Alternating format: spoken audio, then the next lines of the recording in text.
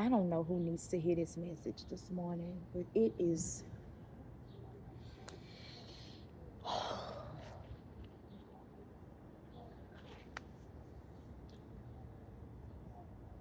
I'm leaking. I'm leaking, God. I am leaking. I want to give this message so bad, but my energy is leaking, God. Y'all heard that? But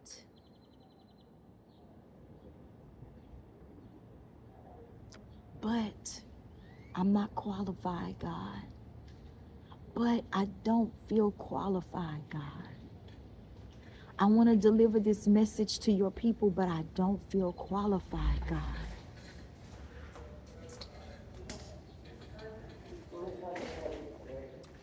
Do y'all know that God will meet you in the midst of your vulnerabilities? Do you know that? I feel so exhausted. I feel so exhausted with my situation, with my circumstances. And every single morning I wake up, I am searching for grace, unpacking every bag, turning every rock before I even get out of the bed. I'm begging. My mind is twisting and turning after a long night of tossing and turning. I don't know what I'm going to do, God. At the beginning of the year, God called me to a 6-month hiatus. Pure trust in the divine. And I was scared. God also showed me at the beginning of the year that my ministry would be built and ready for the world to see within 3 to 5 years.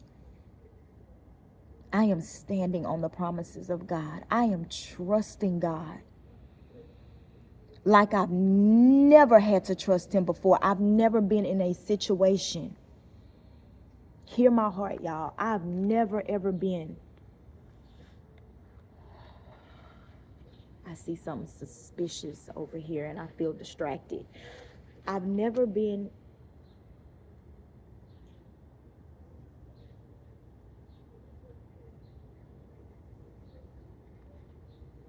I'm looking at this car over here, y'all, and it just looks really suspicious. Can y'all see it right there? Right there. And that's an abandoned parking lot building. I hope that ain't. Anyway, I've never been in a season, y'all, where I've had to trust God so much. I know I'm kind of going on a sidebar here, but I promise you the message is going to tie together. Over this gate is a parking lot where these old apartments used to be, and after the hurricane, they didn't open them back up. One day, there was a man on the other side flashing his genitals at children out here. It was the scariest thing, and when I caught him and ran him off, he ran away. I didn't even have to run him off. I just walked up, and when he seen me, he ran off. And it's those things like that that make me feel very vulnerable. It makes me feel so vulnerable because, God, I am not in the position to pack up and move right now. I'm not in that position yet. So every single day, it's God's grace. God's grace and protection over my life that keeps me safe and my children safe. Because right now, y'all, I've never felt this vulnerable before. I've never felt this before. So every single day, it is a challenge to show up and encourage other people to have the same crazy, unshakable faith that I have. We have to sit down. We have to talk it through. We have to get to the root of what the real issue is in order to move on. So every single day, I'm not out here working to come up with these messages, these lessons for just myself. I use my experiences, I channel my experiences into these messages, into these lessons, and I'm praying over them non-stop.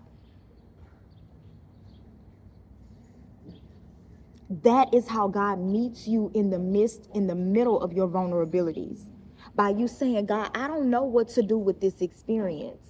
I don't really know what you're asking me to do right now. I don't know what you're looking for from me, but I trust that you will show me. I trust that you will give me direction and clarity on which way to go next. I know I'm talking to somebody. I'm looking at these little roly-polies, y'all. I love roly-polies. Y'all know the bugs just be, back up off me. The flies and just get up off me. You see me over here trying to do something. So many distractions all around me. But one thing I know how to do is stay calm and focused. And sometimes, I don't know if that's a blessing. It feels like a curse sometimes. It does. It does sometimes. But I'm asking God to continue to give me clarity on how to see that these distractions are really lessons meant to be blessings. Y'all felt that? Sometimes these distractions are lessons intended to be blessings.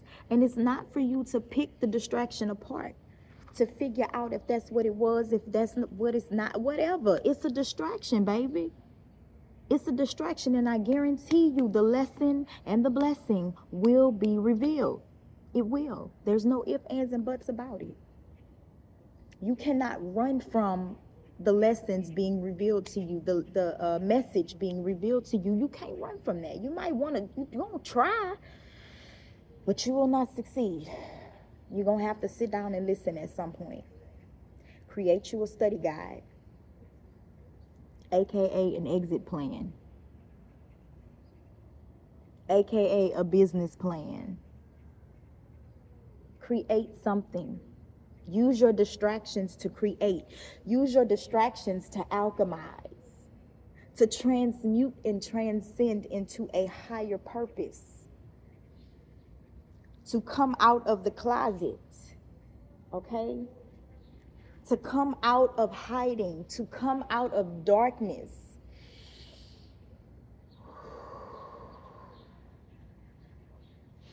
I can feel my help coming. I can feel my help coming because there's tension in my body, all over my body. And I can also feel the distractions coming. I can feel the nose. I can feel the parasites. I can feel the gunk being released from me. I can feel the detoxification taking place in my body. I can feel the releasing and the receiving, the releasing and the receiving. My body is tense and tight, and she wants to hold on and let go at the same time. She's learning, she's growing, she's trusting in the divine. She's releasing codependent behaviors and anxious attachment styles, and she's receiving divine purpose and guidance. I still haven't fully learned, y'all, how to let it go. I'm still so tight and intense and timid and fearful, distracted, all of the things. I'm distracted from the purpose sometimes because I don't want to release and let go of it all. I want to babysit my emotions. I want to babysit that tension. I want to babysit that observation instead of releasing it and letting it go into the atmosphere and allowing God to do something with it. That's where I am right now in this moment. I'm sitting in my truth. And I'm scared. I feel like a little child in a corner that don't know what to do. She wants to run away. But she also, there's this woman of wisdom that's above her, that's over her saying, hey, you got to stop this. You got to stop this. I hear my stomach. I don't know if y'all can hear it or not. You got to stop this. You've got to rise up. I see the ashes, but you got to rise up out of them. Rise up. Wake up. You're not dead. And some of us need that discipline. We need that wisdom. We need a wise word of counsel when we are in our darkest, deepest, weakest moments. When we are in the trenches of our souls, when we are experiencing that dark night of the soul energy. That is not the time to go ghost. That is not the time to act like you don't remember who you are. That's not the time. It's not the time for that. That is the time that you remember to rise up. Okay, I gotta get up. I gotta move my body. I gotta move my feet. I got to do something. I gotta wash my hands. I gotta create. I got to release and let go. I got to learn to receive. God, I got to trust you for direction and clarity. God, I'm asking you to move this vehicle. It's something within, no, I'm hearing in my spirit, remove yourself. Remove yourself. I don't know what's going on over there. But yeah, it's distracting the hell out of me.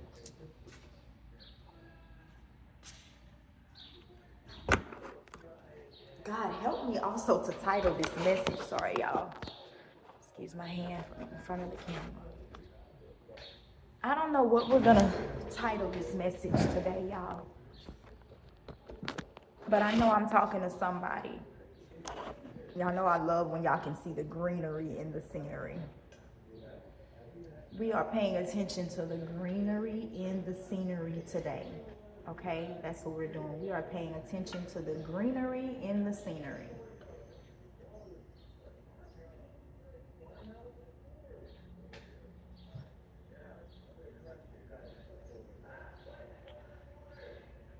The message that's also being channeled to my spirit is loosen up. Loosen up. Your body is so tense and tight.